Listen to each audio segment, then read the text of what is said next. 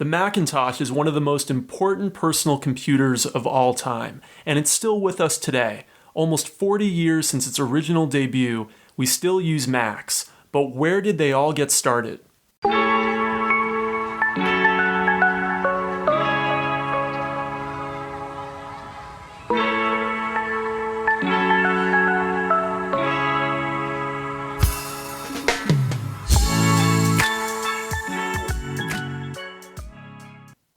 Welcome to Kopec Explains Software, the podcast where we make computing intelligible. All right, Dave, this week let's talk about the original Macintosh and what made it so special. Well, the original Macintosh came out in 1984, and it was a real milestone in the computer industry. It was the first personal computer that was affordable and had a graphical user interface. Now, note that I said affordable, because there were two machines before it that had graphical user interfaces, the Xerox Alto and the Apple Lisa, another machine from Apple. But they cost so much money that regular people couldn't afford them, and even a lot of small business users couldn't afford them. And so Apple didn't come out with this machine out of nowhere. They weren't the first with a graphical user interface. They were not the first with the mouse, but they were the first to make that interface and that peripheral affordable for regular people. And so they called it sometimes the computer for the rest of us, because of course a graphical user interface was a lot easier to use than the command line interfaces that came before it. And we already covered this in a previous episode about the evolution of user interfaces, so I'll put a link to that in the show notes if people want to know more about the differences between the graphical user interface and the command line interface that came before it on machines like the IBM PC and the Apple II. But what I'll just say for now is that the graphical user interface was a revelation for people who hadn't seen it before. It was much easier to use. It was much more intuitive. It still had a little bit of a learning curve, but we're still with it really to this day. We still use, when we use Microsoft Windows or we use a modern Mac, we're still using the same sort of graphical user interface that the Macintosh in 1984 first made accessible to the masses. So while we might not love it, as modern computer users, we would find the original Macintosh user interface really recognizable. Really recognizable, and I think any modern computer user would be able to go to the Apple Macintosh, sit down and use it, which would not necessarily be true about the original IBM PC running DOS or the Apple II. They would actually have to go find out some commands, look it up. It wouldn't be as intuitive. So in many ways, the original Apple Macintosh is still with us in a way that the Apple II and the original IBM PC are not. One of the things that is really special about the original Macintosh was the team behind it. Can you talk a little bit about who those folks were and what impact they had? Both the hardware team and the software team were really a team of artists, and they saw themselves that way. Steve Jobs encouraged them to think about themselves that way. He was the manager of the team, and they actually put their signatures on the inside case in the molded plastic of the original Macintosh.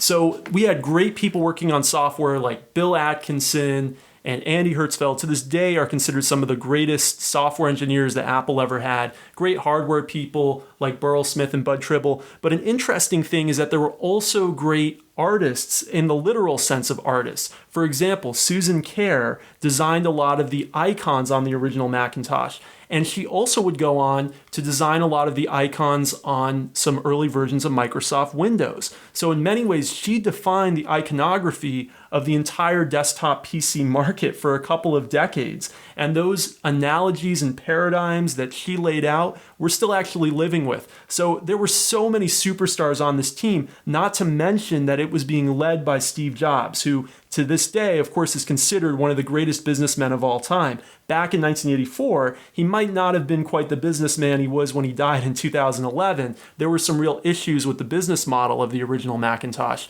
That said, he was an inspiring leader who made the team see themselves as on a mission that was almost like prophesized, that they were going to go and lead the masses to a better computing future. He called the Macintosh a bicycle for the mind, an enabler of human beings with technology to use technology as tools to enhance their capabilities. And he saw that as something that wasn't just there for business users, wasn't just there for big corporations, but was there for everyday people. And that was why he was trying to turn the Macintosh into almost like a home appliance that anyone could use, whether they were 60 or 6. They could sit down with the mouse and the graphical user interface and become comfortable with this friendly machine. Well, who wouldn't be motivated by that? I mean, that's a pretty exciting vision. It is. And we talked more about how revolutionary the personal computer was in our earlier episode, The Personal Computer Revolution. And this is kind of an extension of that. So I'll put a link to that in our show notes, our earlier episode on the personal computer revolution. One of the myths, I think, around this computer is that Apple stole some ideas from Xerox, but can you debunk that a little bit for us? Yeah, absolutely. That's a great point, Rebecca. You know, when the original Xerox Alto came out, it was even in some ways you can think about as more revolutionary than the Macintosh because it was the first to have a graphical user interface. But Xerox was unable to really commercialize it. It was too expensive. And they didn't really have the vision that this could be something that everyday people could use. And the technology behind it was very customized, whereas the Macintosh used an off-the-shelf microprocessor, the Motorola 68000. Now, Xerox was not able to commercialize it successfully, but they were actually kind of, you can almost think about them as corporate friends with Apple. And in 1979, they invited Apple to come see the technology that they were working on and get a demonstration from the engineers of how it worked in exchange for being able to invest in Apple. And Apple was going to IPO just a year or two later. So they were getting this investment opportunity in exchange for kind of this technology transfer. And so this was actually an agreement between the two companies. It's a myth that Apple went and stole the GUI technology from Xerox. They were invited in. It was an agreement. And you know, they actually had some even other really incredible advanced technology at Xerox. They also had some of the first Ethernet networking, and which, you know, is a predecessor to the networking that we still use on our computers today. And they also had one of the first object-oriented systems in Smalltalk at the time. And so all of this was going on, and Steve Jobs and the team were aware of all of it, and they really only took one of the three, right? Later on, Apple and Microsoft would develop their networking capabilities and develop object-oriented frameworks. But at the time, the first thing that they took was the GUI, but maybe the other golden nuggets would have to wait. So Xerox didn't successfully commercialize it. Apple did with the Apple Lisa, which comes out in 1982. But the Apple Lisa had two problems. One, it was too expensive. It cost like $10,000 per machine on average, and that was in 1982 dollars. That's a lot more money today. And it also was a machine that had not very good disk drives. And so they were called Twiggy disk drives, and they were not reliable. And so for those two reasons, even though the Apple Lisa, in some ways, it had a lot more RAM and it actually had disk drives, was more powerful than the first Macintosh, which only had 128 kilobytes of RAM and didn't have a hard disk drive. It only had a floppy disk drive. Even though in many ways it was a more powerful machine, it was so expensive and it had these disk problems, so it really didn't end up taking off almost at all, even though it was revolutionary in that it was a lot cheaper than the Alto, had a graphical user interface, had a mouse. It was still priced out of the market. When you say GUI, what you mean is graphical user interface. Right. Sorry for using that abbreviation. But yeah, in the industry, people often just say GUI when they mean GUI. And again, we covered that in the earlier episode.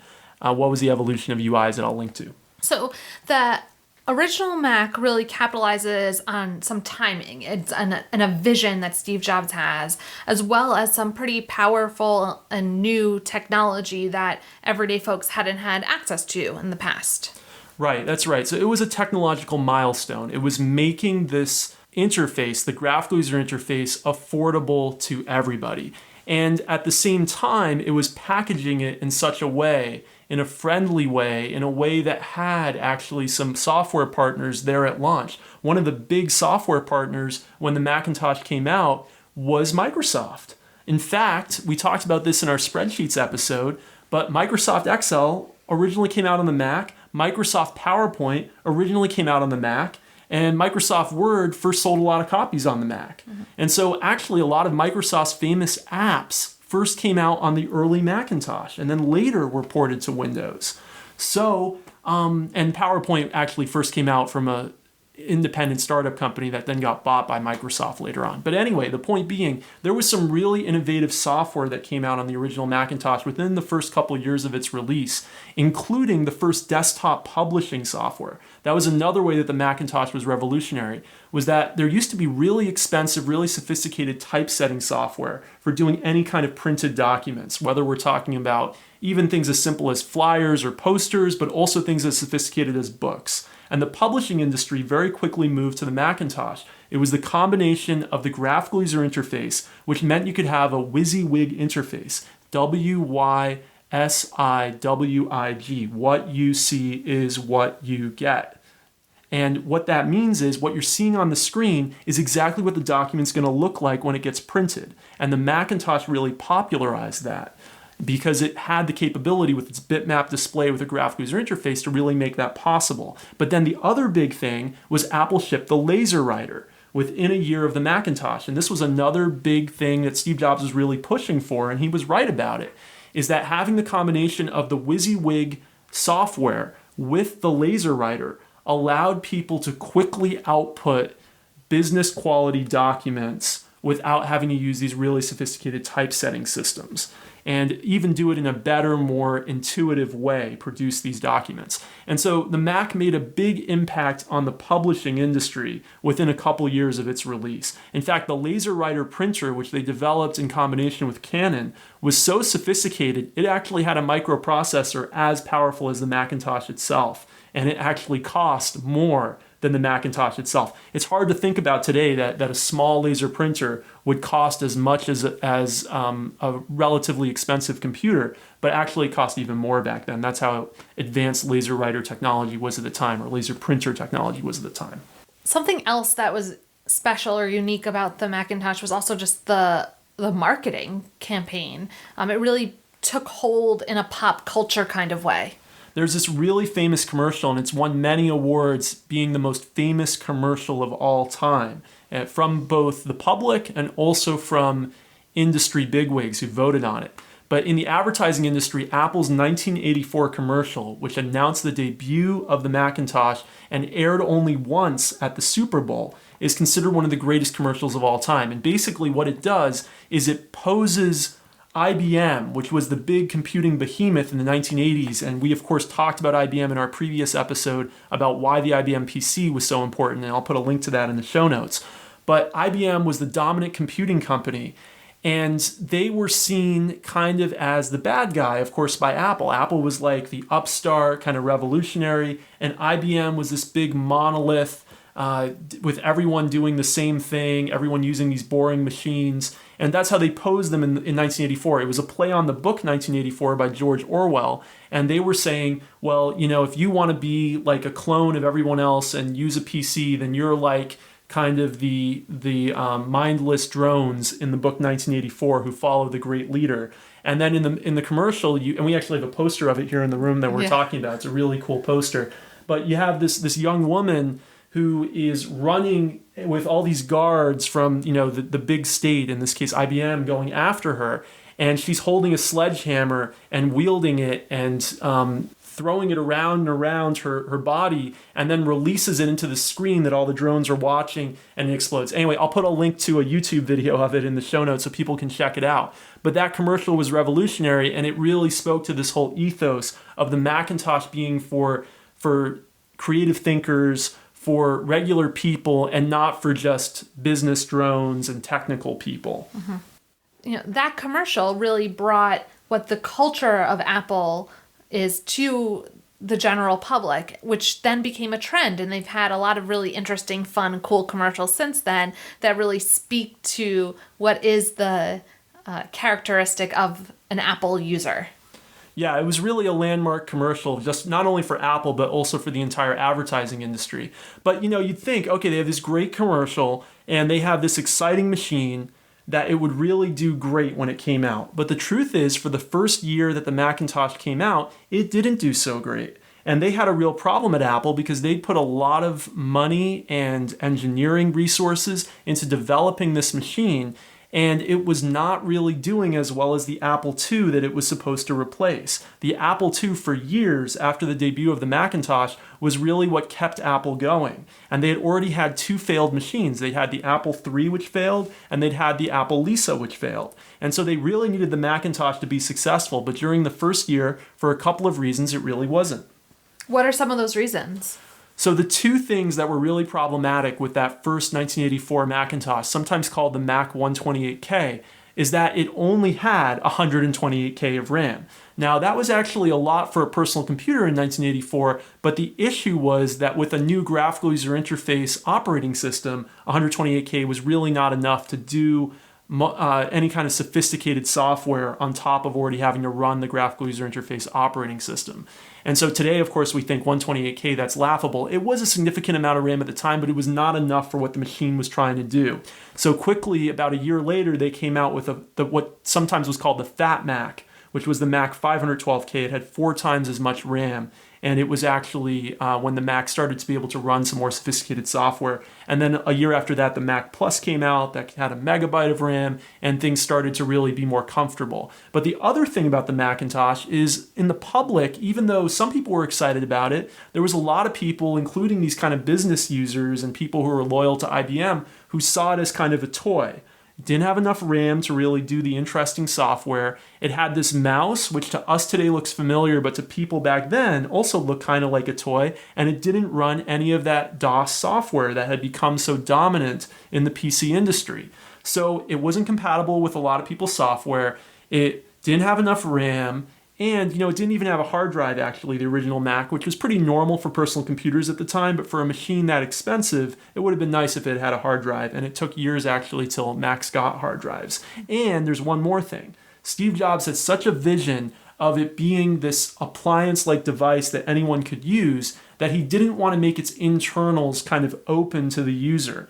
And so it actually was basically non-upgradable. It was very hard to upgrade. There were almost no upgrades for the original Macintosh. It didn't have an upgrade slot. And there were a lot of users who were users of Apple IIs who loved how the Apple II, I think, had 7 expansion slots. And they could put all kinds of cards. And so if you were a scientist, you could add some kind of meter card into it. And if you were a business user, you could add a card for a modem. And you could do all this expansion to the Apple II and also to the IBM PC. But the Mac was this closed system.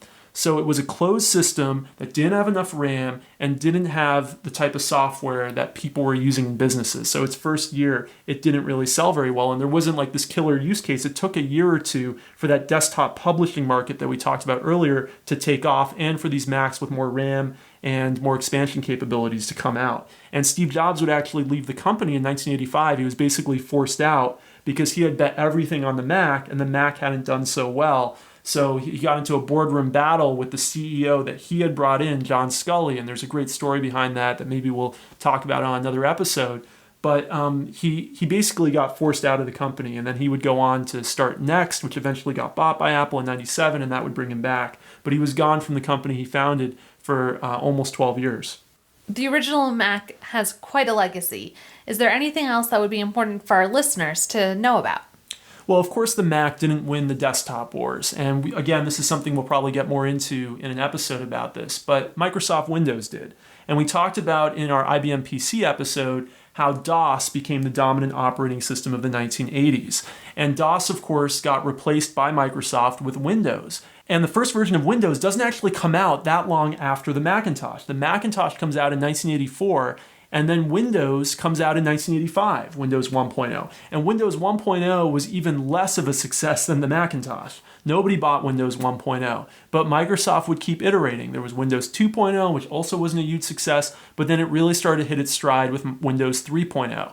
And so it would take years, but eventually Microsoft would be able to duplicate a lot of what went into the Mac, a lot of that artistry, a lot of that intuitiveness about the Mac's user interface would get duplicated in Windows over time, ultimately culminating in what at the time some people considered a better version, Windows 95, versus the Macs at the time in the mid-90s. So Microsoft would play the long game in the graphical user interface space. They would keep iterating, and they would eventually start to beat Apple at their own game. Of course, from the late 90s through to today, Microsoft Windows has been the dominant operating system, actually going back to the early 90s, and it has something like 90% market share even to this day amongst desktop PCs, and the Mac, although it's grown the last few years, is still around 10% of the market. Mm-hmm. So the long game, Apple would not really win, but the Mac is one of only 2 computing platforms that still is really with us from the original early 80s kind of PC revolution's height. And that is the IBM PC and its clones, which eventually led to what's called Wintel, Windows running on Intel-compatible microprocessors, and the Macintosh. They're the only 2 computers that really survive to this day from that original era. There were a lot of other graphical user interface computers that actually came out. There were things like the Amiga in the mid 1980s. There were actually devices from Atari that had graphical user interfaces. There was BOS in the 1990s, which is an alternative operating system. There was OS2 from Microsoft and IBM, but only the Mac and Windows are still with us. And so there was actually a lawsuit a little bit later on where Apple sued Microsoft for copying the Mac and Windows, but they had actually signed a licensing agreement with Microsoft that Microsoft ended up getting to use in that lawsuit against them. And they had licensed some of the graphical user interface innovations. And there's this famous line where Bill Gates says, it's like Xerox was this house that both Microsoft and Apple stole from, and Apple's just upset that Microsoft got out with the TV where Apple only got the stereo. But that's not, as we talked about today, that's not really how it went down. There was actually an agreement, as we discussed, between all these companies, really, because there was an agreement between Xerox and Apple, and there was actually an agreement between Apple and Microsoft as well.